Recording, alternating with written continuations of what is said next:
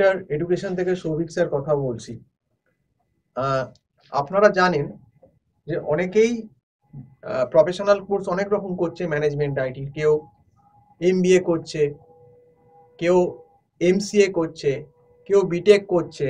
তো এরকম professional course যেগুলো আমাদের পশ্চিমবঙ্গে চাকরিমুখী কোর্স, সেগুলো অনেকেই করছে।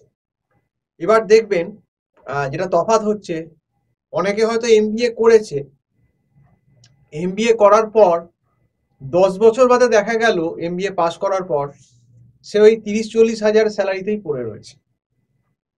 আবার আরেকজন এমবিএ করেছে সেম জায়গা থেকেই বা হয়তো সেম ইউনিভার্সিটি থেকেই, সে হয়তো 10 বছরে দেখা গেল 1 লাখ বা 1.5 লাখ টাকা মাইনে পাচ্ছে। এবার অনেককেই বলতে শোনা যায়, অনেকেই বলেন যে পশ্চিমবঙ্গে, আমাদের ওয়েস্ট বেঙ্গলে নাকি একদম জব নেই, জবের অবস্থা খুব খারাপ, মানে কম্পেয়ার টু দিল্লি, বোম্বে, ব্যাঙ্গালোর, যেগুলো আর কি মেন সিটি। তো আমি বলবো ডেফিনেটলি ওয়েস্ট বেঙ্গলে হয়তো জব কম আছে, এটা আমি মানছি, ব্যাঙ্গালোর বা দিল্লির থেকে সেটা, কিন্তু এটাও খুব বাস্তব সত্য। এবং সব থেকে বড় কথা, আজকে আমার একজন স্টুডেন্ট, অনেক সিনিয়র স্টুডেন্ট, যে আইএসডব্লিউবিএম লজিস্টিক্স ডিপার্টমেন্ট থেকে 2012 সালে পাস আউট করেছিল, নাম হচ্ছে অরুণ চৌবে। আমার কাছে বহুদিন সে পড়েছে এবং ম্যাটের সময় এবং যখন সে এমবিএ লজিস্টিক মানে এমপিএসএম, ওটা master in public system management degree দেওয়া হয় আইএসডব্লিউবিএম এ, এবং সে লজিস্টিক্সে করেছে, তখন সে কিন্তু আমার কাছে পুরো 2 বছর ছিল। তো সেও ফোন করে আজকে আমি যে কথাটা বলছি সেম কথা বললো, যে স্যার কলকাতায় জব আছে, প্রফেশনাল কোর্সগুলো করে জব যে নেই এরকম না, জব আছে, ভালো স্যালারির জব আছে, কিন্তু প্রবলেমটা হচ্ছে যে সেই স্যালারি পাওয়ার বা সেই মানে অ্যাচিভ করার মতো ক্যান্ডিডেট নেই, কাকে নেব। এবং ইন্টারভিউ নিয়ে তারা বেশিরভাগ যেটা ফেস করছে আমাকে বলছে যে ভালো ক্যান্ডিডেট নেই, মানে ভালো ক্যান্ডিডেটের সংখ্যাটা আমাদের ওয়েস্ট বেঙ্গলে খুব কম। তার মেন হচ্ছে দুটো কারণ। কারণ হচ্ছে অরুণরা যখন আমাদের কাছে পড়তো, মানে আমি অরুণরা যখন পড়তো তখন সালটা হচ্ছে সম্ভবত যখন আমাদের কাছে পড়তে এসেছিল 2009-10 এরকম হবে, ম্যাট থেকে শুরু। তো তারা কিন্তু আমাদেরকে একদম শিক্ষক গুরু বলেই মানতো, আমাদের প্রত্যেকটা কথা কিন্তু অনুযায়ী চলতো, এবং তারা কোনোদিনই নিজেদেরকে কেউ কেটা মনে করেনি যে আমি সবকিছু করে ফেলবো, আমি আইনস্টাইন, আমি নিজে সমস্ত সাবজেক্ট জেনে ফেলবো, বুঝে ফেলবো, এইরকম কোনোদিন তাদের মনে হয়নি। তারা নিজেদেরকে মনে করেছে যে আমরা জিরো, জিরো থেকে আমাদের শিক্ষা লাভ করতে হবে। তারা আমাদের এলিভেটর এডুকেশনে তখন অফলাইন ক্লাস হতো, 2010-এর কথা বলছি, 9-10 সেই সময় তারা আমার কাছে এসেছে, ম্যাট পড়েছে, ম্যাটে একটা ভালো রেজাল্ট করেছে, এবং সেই সময় লজিস্টিক্স ম্যানেজমেন্টে অন্তত যারা জানে 2010-11 সালের কথা, সেই সময় কিন্তু এমবিএ লজিস্টিক্স ম্যানেজমেন্টে ম্যাট দিয়ে রীতিমতো কঠিন গ্রুপ ডিসকাশন এবং পার্সোনাল ইন্টারভিউ দেওয়ার পর তবেই কিন্তু আইএসডব্লিউবিএম এ লজিস্টিক্স ম্যানেজমেন্টে সিলেকশন হতো, এবং চান্স পাওয়াটা খুব টাফ ছিল, কারণ খুব লিমিটেড সিট ছিল, হয়তো 30-40 সিট ছিল। তো সেখানে চান্স পাওয়াটা ফেলনা না, তারা কিন্তু লড়াই করে, স্ট্রাগল করে কিন্তু সেই জায়গায় ঢুকেছে। এবং ঢোকার পর রীতিমতো ম্যানেজমেন্টের যে সাবজেক্টগুলো, যেগুলো প্রতিনিয়ত ডে টু ডে লাগে, প্র্যাকটিক্যাল এক্সপোজারে লাগে, তারা কিন্তু আমাদের থেকে শিখেছে, স্ট্র্যাটেজি জিনিস শিখেছে, পারমুটেশন কম্বিনেশন শিখেছে, রিস্ক রিটার্ন ফ্যাক্টর শিখেছে, অপারেশন ম্যানেজমেন্ট শিখেছে, তারা কিন্তু আমাদের কাছ থেকে শিখেছে এবং কলেজ থেকেও শিখেছে, করে কিন্তু ক্যাম্পাসিং থেকে তারা একটা ভালো চাকরি ক্র্যাক করতে পেরেছে, করেছে। এবং শুধু তাই নয়, শুধু ক্যাম্পাসিং এ চাকরি পেয়ে যাওয়া মানেই তার কিন্তু শেষ হয়ে গেল না। এই চাকরি তো একটা তুমি ফার্স্ট ব্রেক পেলে, এবার তুমি এই ব্রেকটাকে কাজে লাগিয়ে কতখানি তুমি আফটার 10 ইয়ার্সে তোমার কেরিয়ার পাথটাকে কোথায় নিয়ে যেতে পারো। অরুণ কিন্তু আজকে দিনে দাঁড়িয়ে বলতে গেলে প্রায় 18 lakhs to 20 lakhs এর ওপর প্যাকেজ পাচ্ছে কলকাতার বুকে দাঁড়িয়ে, আফটার 10 ইয়ার্স এক্সপিরিয়েন্স। ওরা যখন পাস আউট করেছে 10 ইয়ার্স প্লাস, 2012 সালে বেরিয়েছে, 2012-এ বেরিয়ে কিন্তু এরা কিন্তু ইন হ্যান্ড প্রায় 1.5 লাখ, 1,60,000 এরকম স্যালারি পাচ্ছে। সেই জায়গাটা কিন্তু এরা একদম অ্যাচিভ করেছে। এবং আমি কখনোই বলবো না যে এরা একদম বিশাল মেধা স্টুডেন্ট বা বিশাল মেধা ছিল, এরকম না। হ্যাঁ, মেধা ছিল, একদম কোনোদিন খারাপও বলবো না, আবার বিশাল ভালো বলবো না, ভালো ছেলে, সিরিয়াস ছেলে, নিজের জিনিসটা বুঝতো এবং খেটে জিনিসটাকে তৈরি করে নিয়েছে। দেখুন, অনেকের আছে ব্রিলিয়ান্স মেধা, সেই সংখ্যাটা কিন্তু কম। এবং আমাদের মতো স্টুডেন্ট, আমি নিজেকেও কিন্তু মধ্যম মেধা স্টুডেন্ট ভাবি, অরুণও কিন্তু তাই, মধ্যম মেধা স্টুডেন্ট।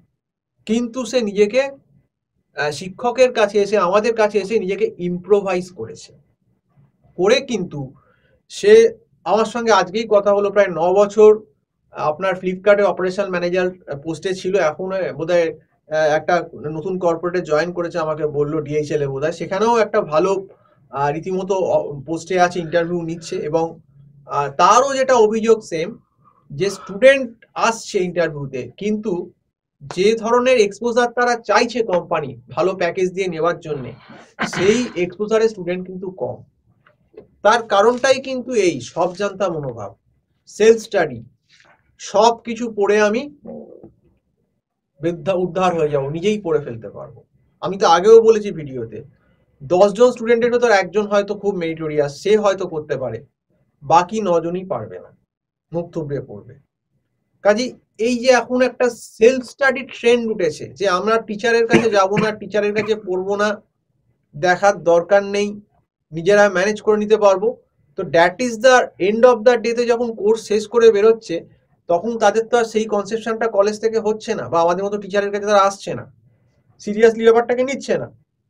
তো এন্ড অফ দ্য রেজাল্ট তখন ভালো কোম্পানি ইন্টারভিউ ক্র্যাকও করতে পারছে না, বা কোনো রকমের কোনো কোম্পানিতে ঢুকলেও লং রানে তাদের সেই গ্রোথটা করার পোটেনশিয়াল থাকছে না, যেটা কিন্তু অরুণদের মধ্যে তৈরি হয়ে গেছিল, আমরা পড়িয়ে পড়িয়ে তৈরি করে দিয়েছিলাম।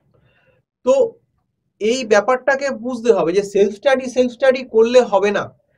সেলফ স্টাডি যে ব্যাপারটা, সেইটা কি আমার সেই ক্যাপাবিলিটি আছে যে আমি সেলফ স্টাডি করে ব্যাপারটাকে সেই কনসেপশন নিতে পারবো যতটা আমি স্যারেদের কাছ থেকে পারবো?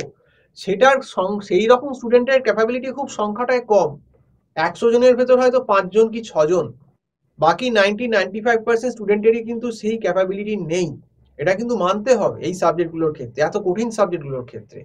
এবং যারা মানছে না, যারা নিজেদেরকে মনে করছে যে আমরা শেয়াল পণ্ডিত, আমরা সবকিছু জেনে গেছি না পড়েই, আমি ম্যানেজ করে নেব, তারা সেলফ স্টাডি করতে গিয়ে আলটিমেটলি সেলফ স্টাডি স্লোগানটা হয়ে যাচ্ছে সেলফ ডিস্ট্রাকশন, মানে আমি নিজেকেই ধ্বংস করছি, পরিষ্কার কথা।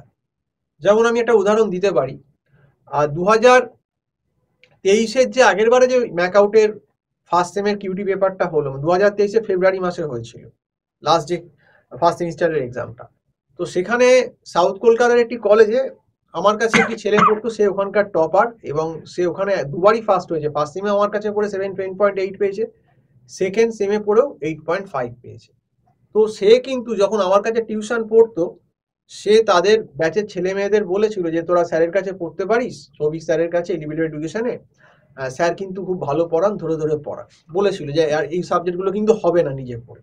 এবং কলেজ থেকে কিন্তু সাপোর্টে, শুধু কলেজ না, একটা বাইরের সিনিয়র একটা গাইডেন্সেরও দরকার আছে। তো তারা তার কথা একদমই শোনেনি, তারা বলেছে এই এখন টিউশন নেওয়া সম্ভব না, কলেজকে তারা অনেক পয়সা দিয়েছে, প্রায় 6.5 লাখ টাকা বোধহয় দিয়েছে, তাদের এরকম বক্তব্য। এবং সত্যি কথা বলতে তাদের সেলফ স্টাডির দিকেই ঝোঁক, তারা নিজেরা পড়ে ম্যানেজ করবে বা কলেজ থেকে ম্যানেজ করবে। এবং তাদের বেশিরভাগ ক্ষেত্রে হয়তো শপিং মল বা এইসব শুনছিলাম পার্টি ফাটি এইসব জায়গায় খরচাপাতি হয়, সেই জন্য টিউশনের প্রতি আর তারা ইন্টারেস্টেড নয়, এরকম কিছু ঘোষের কথাবার্তা মহুলকে বলেছিল। যাই হোক, তো তারপর ফার্স্ট সেমিস্টারের রেজাল্ট বেরোলো 2023-এর ফেব্রুয়ারিতে, MBA ম্যাকআউটে।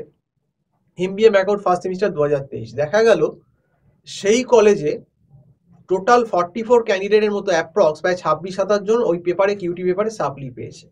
So that is the result of self study and brings into self destruction. ভাবুন তাহলে কিরকম সেলফ স্টাডি তারা করলো, যে 44 জন স্টুডেন্টের ভেতর 27 জন সাপ্লি পেয়ে গেল শুধু কিউটিতে।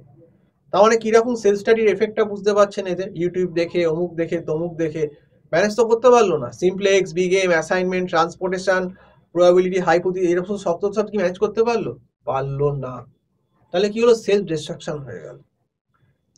তারপরেও স্টুডেন্টের ক্যাজুয়ালিটি, যেমন আমি শুনলাম যে ওদের কলেজে, মানে এটা আমি স্টুডেন্ট মারফতই শুনলাম, যে 2টো থেকে পরীক্ষা সেমিস্টারের, এই আজকে পরীক্ষা বোধহয় শেষ হলো সবে ম্যাকআউটের, আজকে কারেন্ট যে পরীক্ষা চলছে অড সেমিস্টার ম্যানেজমেন্টের, তো আগের দিন 20 তারিখে নাকি একটি ছেলে 2টো থেকে পরীক্ষা, সে নাকি নেশা করে শুয়ে পড়েছিল সকালবেলা, তার ঘুম ভাঙেনি, তার 4:30-র সময় নাকি ঘুম ভেঙেছে, মানে 4:30-র সময় সে পরীক্ষার হল, মানে 2টো থেকে পরীক্ষা, সে পরীক্ষার হলে কলেজে এসেছে 4:30-র সময়। তো এক্সামিনার তাকে কোনোভাবেই, খুব ন্যাচারাল, এক্সামিনার তাকে অ্যালাউ করবে না, পরীক্ষা প্রায় শেষের পথে। তো তার 1 বছর গেল। তো এখন কিন্তু ম্যাকআউটে এবং বিভিন্ন জায়গায় এরকম ক্যাজুয়াল স্টুডেন্টের সংখ্যা ওয়েস্ট বেঙ্গলে ভরে গেছে, যারা কিন্তু শুধু চিৎকার করছে, টিচারদের দোষ দিচ্ছে, টিচার পড়ায় না, অমুক করায় না, এর দোষ, ও ব্যবসা করছে, সে ব্যবসা করছে, কিন্তু তারা দেখে না আমি নিজে কি করছি, আমি কি করছি, আমি কি করেছি, আমি কি নিজে পড়াশোনা করছি, আমি কি নিজে চেষ্টা করছি। তুমি অন্যকেও দোষ দেওয়ার আগে কলেজকে দোষ দিচ্ছ। তুমি কি নিজে রেগুলার সত্যি কলেজে যাও, ক্লাস করো? তুমি কি কোনো সিনিয়র ফ্যাকাল্টির গাইডেন্স সময় করে নিচ্ছ? তুমি তো শপিং মলে গিয়ে 2-3 হাজার টাকা দুম করে খরচা করে দিচ্ছ, অথচ টিচারকে তুমি 2-3 হাজার টাকা দিয়ে শিখবে না, তোমার বুঝতে না পারলে তুমি বলছো সেখানে সেলফ স্টাডি হবে। যেখানে এরকম হবে সেখানে এরকম সেলফ স্টাডিটা সেলফ ডিস্ট্রাকশনই হবে। আর ওই বললাম 10 জনের ভেতর 1জন হবে যে হয়তো কোনোভাবে ম্যানেজ করবে, সেটা সংখ্যাটা খুব কম। আর যেহেতু আমার স্টুডেন্ট আমার কাছে পড়েছিল এবং রয়ে গেল, সে কিন্তু ওই কলেজ থেকে অত খারাপ রেজাল্টের মধ্যেও কিন্তু ফার্স্ট সেমে 7.8 এবং সেকেন্ড সেমে কিন্তু 8.5 পে বেরোলো। কারণ সে কিন্তু বুঝেছিল আমার কিন্তু টিচারের হেল্প লাগবে, আমি কিন্তু একা এত ভালো রেজাল্ট করতে পারবো না, এবং সে সেটা স্বীকারও করেছে। যাই হোক, তো আমার বলার কথা এটাই উদ্দেশ্য যে কিছু শেয়াল পণ্ডিত স্টুডেন্ট হয়ে গেছে যারা এখন নিজেদেরকে অতি চালাক মনে করে। একটা কথাই আছে বাংলায় প্রবাদ, অতি চালাকের গলায় দড়ি। এদের অবস্থাও ঠিক একই রকম। কিউটি জানে না, ব্যাকগ্রাউন্ড নেই, কিছুই নেই, নিজে পড়তে গেল ম্যানেজ করে টিচারের কাছে না এসে, আলটিমেটলি রেজাল্ট কি? 27 জন ফেল। এটা কোনো ভয় দেখাবার কথা না, ভয় পাওয়ার কথা না। এই ভিডিওটা কিন্তু ভয় দেখাবার বা ভয় পাওয়ার জন্য কোনো বলছি না, এটা কিন্তু একদম প্র্যাকটিক্যাল ব্যাপার যে এতজন কিন্তু ফেল করেছে। তাহলে বুঝতে হবে যে এই কিউটি পেপারটা এমবিএ ফার্স্ট সেমে মোটেই ইজি নয়। এটাকে লাইট ভাবে নিলে কিন্তু পরে কিন্তু একে ভোগাবে, তোমাকে কিন্তু এ ছাড়বে না, পিছু ছাড়বে না। এবং অনেকে রিভিউ হয়তো করিয়েছে যারা ফেল করেছে, তাদের মধ্যে হয়তো কোনোভাবে 2-3 জন 4 জন হয়তো বেরিয়ে গেছে, কিন্তু বাকিদেরকে আবার রিসাপ্লি এক্সাম দিতে হবে। এই রিসাপ্লি এক্সাম দেওয়া কিন্তু একটা হেডেক, আবার তাকে সামনের বছর পরীক্ষায় বসতে হবে। তো সেই জন্যই বলছি যে এই যে লোকে সেলফ স্টাডি বলছে, এবং অনেকে বলে যে বেঙ্গলে চাকরি নেই, চাকরি নেই। আমি বলবো হ্যাঁ, বেঙ্গলে হয়তো কম চাকরি আছে, সেটা মানছি বাইরের থেকে, কিন্তু কিছু চাকরি আছে, কিন্তু সেই ভালো চাকরিগুলো পাওয়ার জন্যও যে স্কিল, যে ডেভেলপমেন্ট লেভেলটা লাগে, সেই ডেডিকেশন নেই। আজকে লোকে ছেলেমেয়েরা ফ্যান্টাসিতে চলছে। আজকে একটা ছেলে যখন ইন্ডাস্ট্রিতে 10 বছর বাদে 1.5 লাখ টাকা 2 লাখ টাকা মাসে মাইনে পাচ্ছে, আমাকে কিন্তু ধরে নিতে হবে তার কিন্তু ব্যাপারটা সে একদিনে অর্জন করেনি। সে কিন্তু প্রথমেই গ্রাসরুট লেভেল থেকে, from the starting, very starting point from the graduation থেকে কিন্তু সে খাটতে শুরু করে দিয়েছিল, এবং একাডেমিক্যালি সে খেটেছে, ডেডিকেশন দিয়েছে, করে করে করে করে আস্তে আস্তে সে শিক্ষকের কথা শুনে কিন্তু একটা ইন্টারভিউ ক্র্যাক করার মতো জায়গায় তৈরি হয়েছে, তার ডোমেন নলেজ তৈরি হয়েছে, একটা স্কিল তৈরি হয়েছে। হওয়ার পর কিন্তু সে যখন ফার্স্ট চান্সটা পেলো, ব্রেকটা পেলো ক্যাম্পাসিং এ, তারপরেও কিন্তু তাকে বিভিন্ন কর্পোরেটে থাকতে হয়েছে, এক্সপিরিয়েন্স গ্যাদার করতে হয়েছে, এবং সেইটা থাকার মতো এবিলিটি সে কিন্তু পড়ে তৈরি করেছে এবং প্র্যাকটিক্যাল এক্সপোজার নিয়ে তৈরি করেছে। সেই ধৈর্যটাও কিন্তু স্টুডেন্টের থাকতে হবে। এখনকার আমি দেখছি স্টুডেন্টের ধৈর্যই নেই, সব শর্ট টার্ম, মানে আমি সব শর্টে করে ফেলবো, আমি বাড়িতে বসেই সব করে ফেলবো। ভাই, বাড়িতে বসে সবকিছু হয় না, বাড়িতে বসে আমাদেরও কিছু হয়নি। আমাদেরকেও তখন, এখন তো অনেক সুবিধা হয়ে গেছে, অনলাইন টিউশন, আমার ঘরে বসে স্টুডেন্টকে আমরা সব শিখিয়ে দিতে পারছি। আমাদের সময় সেটাও ছিল না। আমাদেরকে কিন্তু স্যারেদের ঘরে ঘরে গিয়ে কিন্তু, মানে বসে থেকে সেই টোলের মতো গুরুগৃহে গেলাম, সেখানে গিয়ে পড়লাম, স্যার যখন নামলেন, সে পড়ালেন, সেই পড়াটাকে নিয়ে বুঝে শুনে আবার তৈরি করে এসে আবার সেকেন্ড দিন স্যারকে জিজ্ঞেস করতে হতো। তো এইভাবে কিন্তু আমরা শিখেছি। তো যাই হোক, তো এই কথাগুলোই বলছি, যারা কিন্তু বলেন যে ওয়েস্ট বেঙ্গলে জব নেই, ওয়েস্ট বেঙ্গলে কোনো কিছু নেই, আমি সেই সমস্ত স্টুডেন্টদের বলবো যে তোমরা শুধুমাত্র কলেজ, টিচার আর জব নেই ওয়েস্ট বেঙ্গলে এইগুলো না বলে, আগে সত্যি করে নিজেদের মধ্যে চাকরি পাওয়ার এবিলিটি তৈরি করতে হবে, জব পাওয়ার। যে আমি কি নিজে সত্যি করে সেই জবটার জন্য যোগ্য, আমি কতটা জানি, আমি কি পোটেনশিয়াল দিতে পারবো, সেইটা কিন্তু তৈরি হতে হবে, এবং সেটা কিন্তু সবসময় নিজে তৈরি হওয়া যায় না, এটা তোমাকে প্রথমেই বলে দিচ্ছি। চাকরি পাওয়ার অনেক রকম ক্রাইটেরিয়া আছে, সেইগুলো একটা এডুকেশনের ডোমেন লাগে, একটা স্মার্টনেস লাগে, একটা তোমার পার্সোনালিটি লাগে, তার সঙ্গে তোমার অ্যাপটিটিউড রাউন্ড হয়, তারপর সাইকোমেট্রিক টেস্ট হয়, তারপর তোমার সাবজেক্ট নলেজ দেখা হয়, এইগুলো কিন্তু ফ্যাক্ট করে। তো যারা কিন্তু এইগুলো মেনে তৈরি হতে পারবে তারাই কিন্তু আলটিমেটলি লং রানে গিয়ে কিন্তু একটা বিগ স্যালারি, যেমন অরুণের কথা বললাম যে ও আজকে এত স্যালারি পাচ্ছে, এবং ভবিষ্যতে আমি বলছি হয়তো 10 বছর বাদে হয়তো দেখবে 20, 25, 30 লাখ ওভার করে যাবে 5-6 বছর বাদেই। তো এই জায়গায় পৌঁছতে গেলে এই লেভেলে কিন্তু ডেডিকেশনটা অত্যন্ত দরকার। এটা কিন্তু না থাকলে একটা স্টুডেন্ট কখনোই ভালো জায়গায় পৌঁছতে পারবে না। তো আবারও বলছি, সেলফ স্টাডি যে বলছো, খুব সাবধান তোমরা। এই সেলফ স্টাডিটা তোমাদের কাছে না সেলফ ডিস্ট্রাকশন হয়ে যায়। এটা কিন্তু খুব বুঝতে হবে, নিজেকে বুঝতে হবে যে আমি যে সেলফ স্টাডি করব বলছি, এই সেলফ স্টাডি করার মতো আমার কি ক্যাপাবিলিটি আছে, আমার কি সেই নলেজ এই সাবজেক্ট সম্বন্ধে আছে, আমি কি সাবজেক্টটা আদৌ জানি, সেটা কতটা হার্ড, শক্ত কি সোজা, বা কোনো আইডিয়া আছে।